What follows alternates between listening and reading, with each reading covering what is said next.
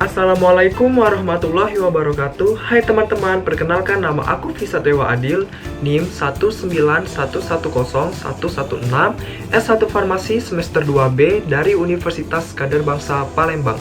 Nah, di video kali ini aku mau ngejelasin tentang stabilitas obat.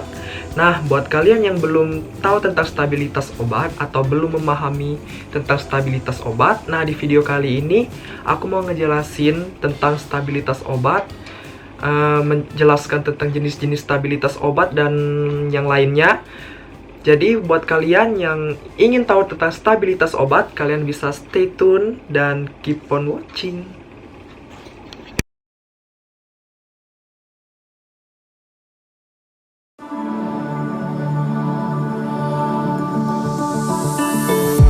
Left a scar glowing in your eyes when I'm not aware. Oke teman-teman, kita mulai dari stabilitas. Apa itu stabilitas? Stabilitas adalah simbol kualitas yang penting untuk suatu produk obat.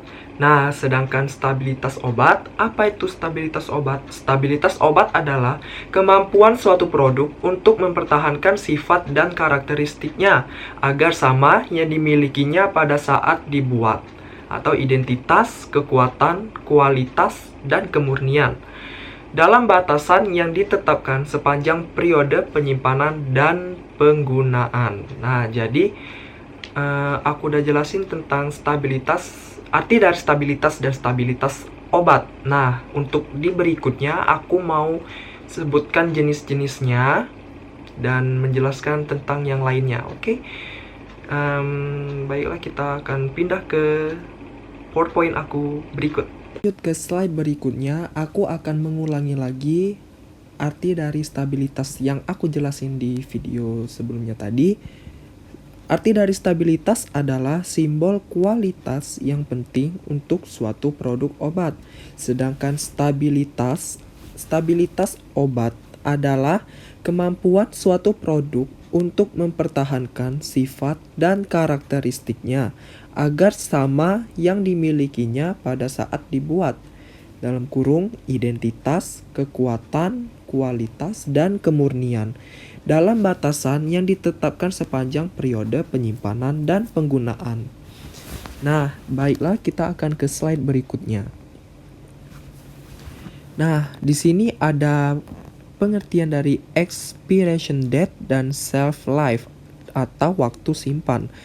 Nah, kita mulai dari expiration date. Expiration date adalah waktu yang tertera pada kemasan yang menunjukkan batas waktu diperbolehkannya obat tersebut dikonsumsi karena diharapkan masih memenuhi spesifikasi yang ditetapkan.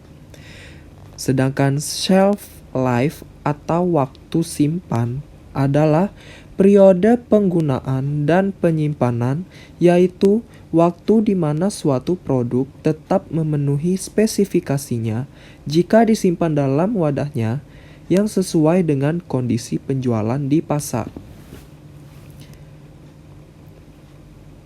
Nah, di sini ada dua jenis spesifikasi, yaitu spesifikasi rilis dan spesifikasi periksa atau spesifikasi waktu simpan atau juga spesifikasi umur produk. Dimulai dari spesifikasi rilis. Spesifikasi rilis adalah spesifikasi yang harus dipenuhi pada waktu pembuatan, misalnya persen. Nah, sedangkan spesifikasi periksa atau spesifikasi waktu simpan atau spesifikasi umur produk adalah spesifikasi yang harus dipenuhi sepanjang waktu simpannya. Misal 90 sampai 110%. Berikutnya. Nah, stabilitas itu didefinisikan sebagai kemampuan suatu produk, obat, atau kosmetik untuk bertahan dalam batas spesifikasi yang ditetapkan sepanjang periode penyimpanan dan penggunaan untuk menjamin identitas, kekuatan, kualitas, dan kemurnian produk tersebut, teman-teman. Nah, sedangkan sediaan obat yang stabil adalah suatu sediaan yang masih berada dalam batas yang dapat diterima selama periode penyimpanan dan penggunaan, di mana sifat dan karakteristiknya sama dengan yang dimilikinya pada saat dibuat.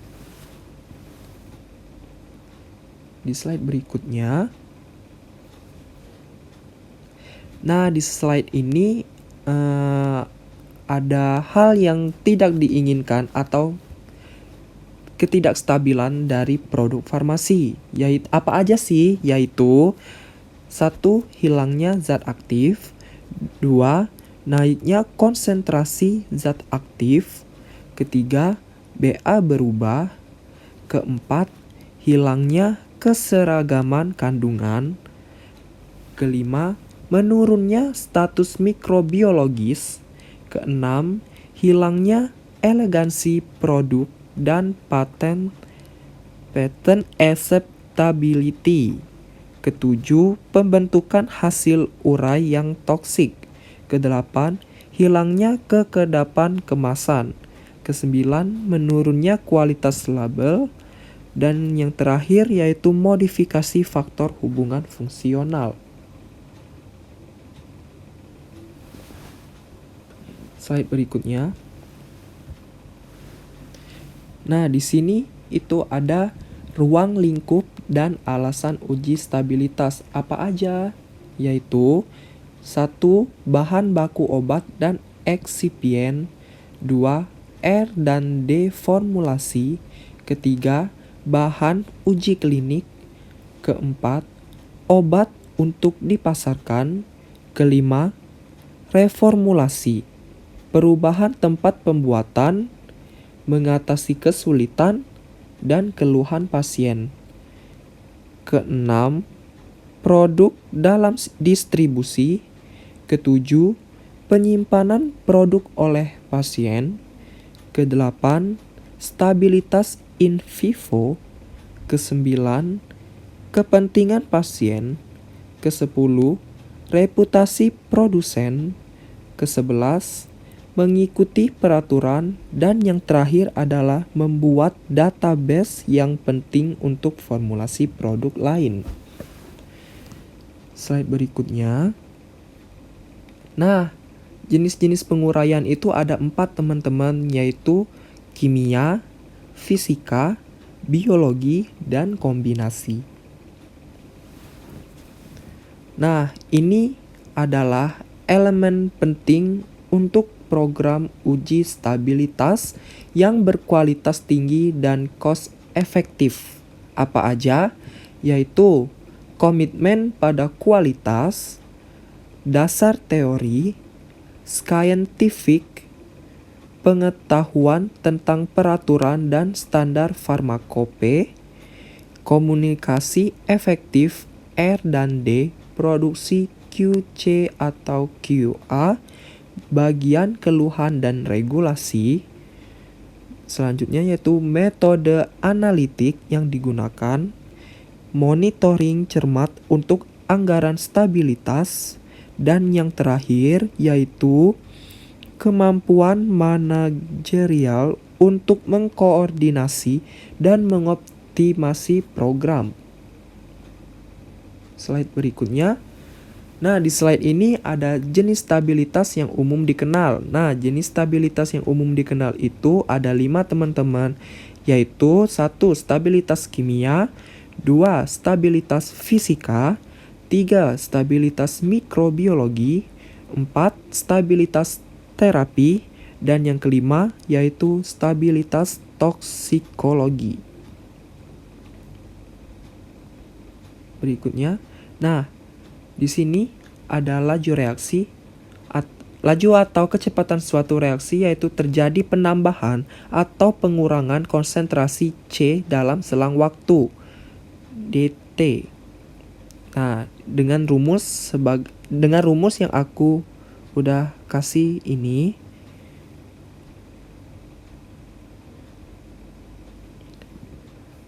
Nah, laju reaksi sebanding dengan berkurangnya konsentrasi A seiring waktu dan bertambahnya konsentrasi B dan C seiring waktu.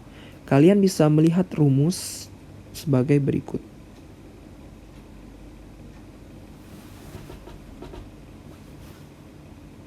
Oke, di next slide.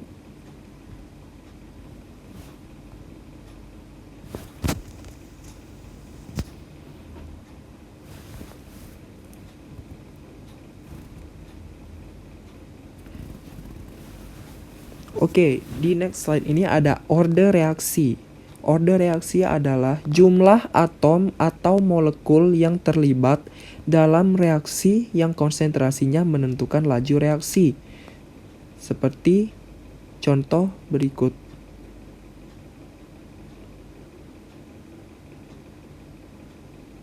Nah, teman-teman, ini ada order reaksi. Nah, order reaksi ini adalah penjumlahan eksponen pangkat A plus B plus titik-titik.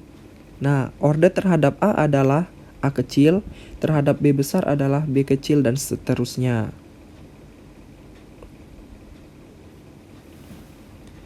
Nah, di berikutnya ini adalah satuan tetapan K pada order reaksinya. Dimulai dari order 0, order 1, order 2, dan order reaksi ke N mempunyai satuan, yaitu konsentrasi, pangkat 1 min N, waktu, pangkat min 1. Nah, tetapan K adalah tetapan laju spesifikasi sehingga tiap perubahan kondisi seperti suhu pelarut akan mempunyai tetapan K yang berbeda.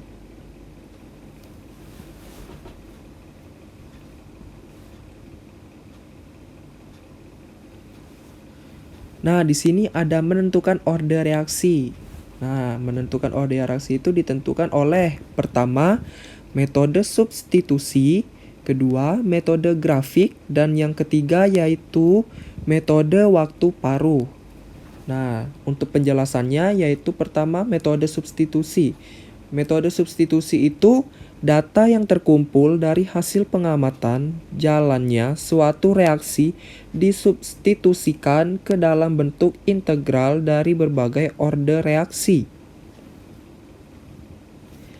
Jika menghasilkan K yang konstan, maka reaksi dianggap berjakan sesuai order tersebut. Nah, yang kedua yaitu metode grafik. Metode grafik plot data pada grafik. Untuk order 0 yaitu konsentrasi diplot terhadap waktu linear. Untuk order pertama, log konsentrasi diplot terhadap waktu linear. Untuk order kedua, 1 atau konsentrasi diplot terhadap waktu linear.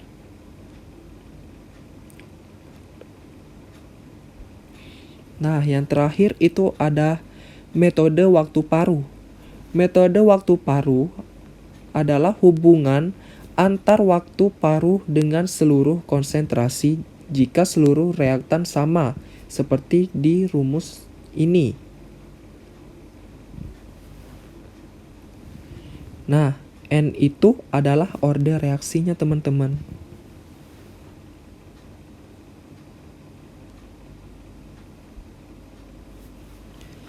Nah, ini di slide ini ada bentuk logaritma.